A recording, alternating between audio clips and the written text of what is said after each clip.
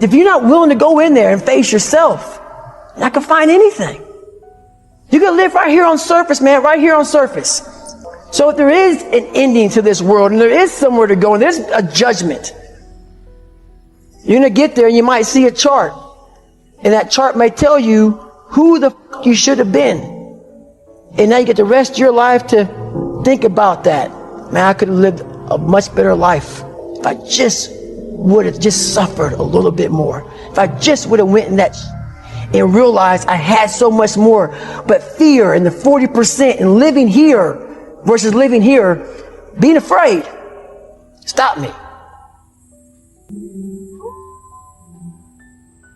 Your biggest enemy, the most important conversation you will ever have in your life is the one you have with yourself. You wake up with it, you walk around with it, you go to bed with it. Eventually, you're going to act on it, whether you're good or bad. You have to. That's why the whole thing about this book I have, it's about you. It is about you. It's strictly about you finding who you are. So many people die, live 100 years, never fucking know who they are. Never know who they are. You have to look in that mirror and know there's so much more in here, man. Because I can literally right now be a 300-pound guy spraying for cockroaches still to this day. If I did not look in that mirror and say, there has to be more to this. This can't be it. And then willing to go into it, dive deep into it, and give all I have to find it. So that's what all that's about.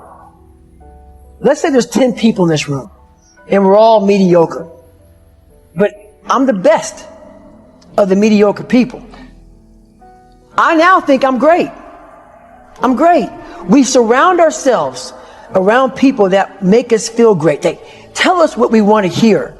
The second we put ourselves amongst the uncommon people, we don't like that feeling. That challenging feeling of that person who's waking up at 3:30 in the morning and say, hey, push your I'm going for a run. We don't like that challenge. We like that person who says, hey, you know what, man, I don't feel good today, man. And they say, oh, it's okay, brother. Let's take a day off. Maybe we'll get a pizza and watch the game. We like that. We love that feeling. Why? Because you understand, man, we're good, bro. We don't want that motherfuckers like this. Hey, man, no, bro. Get your fucking shit on, man. Stop being a punk. We don't want that in our lives. We don't want that person who's constantly challenging our weaknesses. We want that person who's constantly, making us feel nice and good and secure in ours. That's the mediocrity of life. We want to be the best amongst the average people. People wonder, how do you stay hungry all the time? Because after I accomplish something, I don't sit back like a lot of guys who graduate buds, graduate this, graduate that. They get comfortable. They wonder why I'm getting weak, man.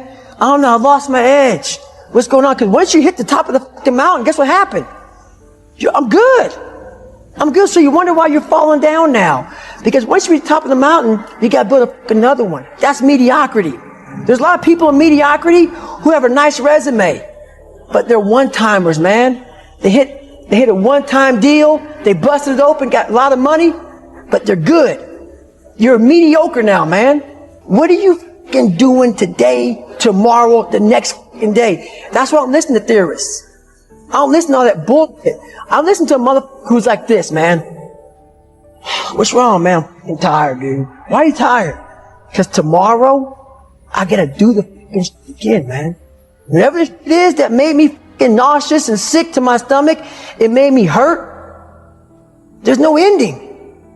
And that's the person I listen to.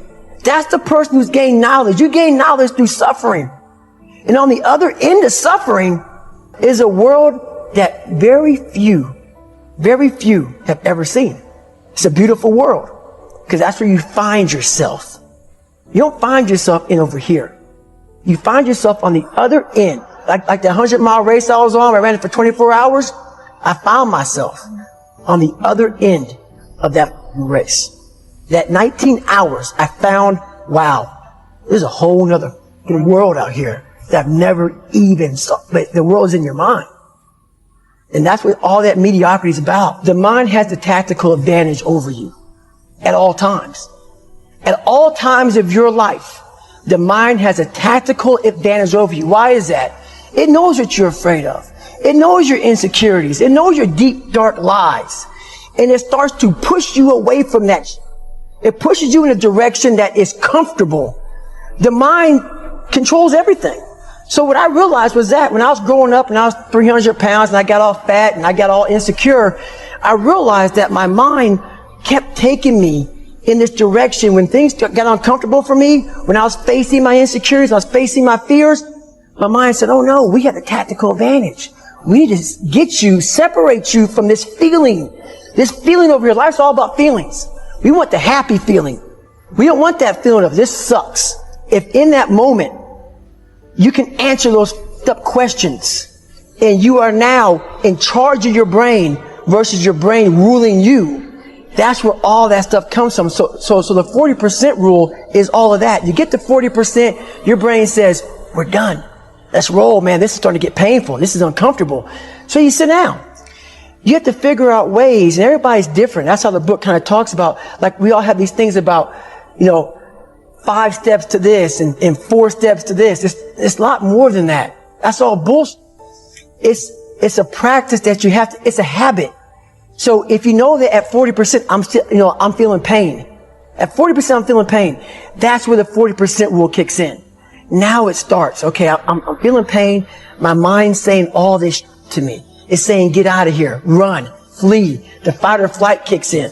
Okay, we're done. We're not good enough. It starts telling you all these things. You start to believe it because the mind controls all. This is the time where you have to gain control back of your mind. It's okay. Let me see if I can go 45%. And once you start giving yourself more and more hope and start realizing, okay, the mind starts to be, okay, what are you doing? We're supposed to be going right and you're going left. You start then controlling your mind. Start finding more in yourself. And then it goes from 40% to a lot further than that. But that's the start of it though. Get to the spot where your mind is saying stop. Wherever that is, you gotta get there first. And then that's when that starts to work for you. You gotta control yourself in that moment.